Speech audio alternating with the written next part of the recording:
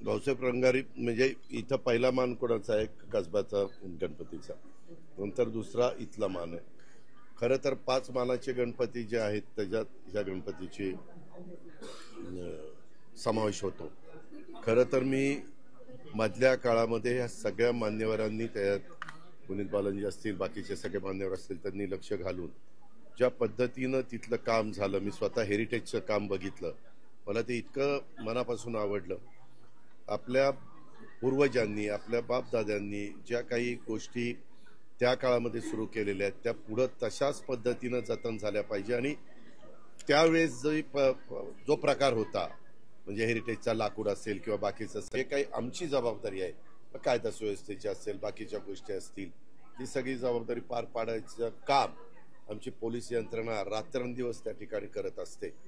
त्यांचंही ह्या निमित्तानं मला विशेष कौतुक वाटतं. दादा, तुम्ही आरती करताना हा काल्पनिक महल बघत होते, एकूणच कसं वाटतं? नाही, मला मी कुठंही गेलो तर मी फार बारकाने बघतो, कुठं जळमट आहेत का, कुठं काय आहेत का, कुठं सगळं व्यवस्थित आहे का.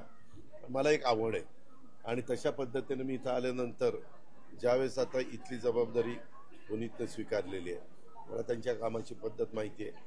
करायचं तर मनापासून करायचं, जीव ओतून करायचं आणि मग कशाची हायगाय पण ठेवायची नाही.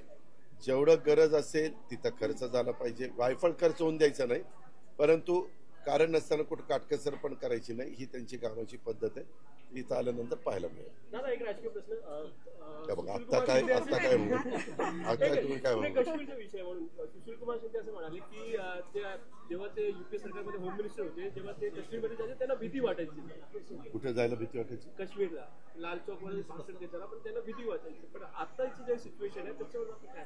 अलीकडच्या काळामध्ये सातत्याने देशाचे पंतप्रधान असतील, देशाचे गृहमंत्री असतील, देशाचे संरक्षण मंत्री असतील, जे कोणी VVIPs असतील ते काश्मीरमध्ये जात असतात, जम्मू काश्मीरला भेटी देत असतात.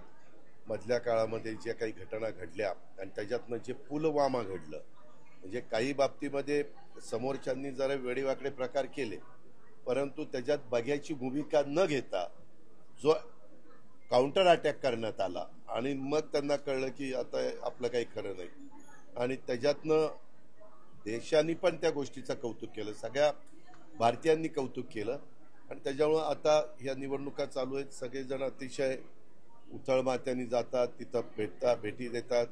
नाहीतर राव त्या चौकामध्ये झेंडा फडकवणं देखील एकेकाळी अशक्य गोष्ट होती असं बोललं जायचं किंवा तिथं कुणाचा झेंडा असायचा ह्या पण गोष्टी ऐकायला मिळायच्या.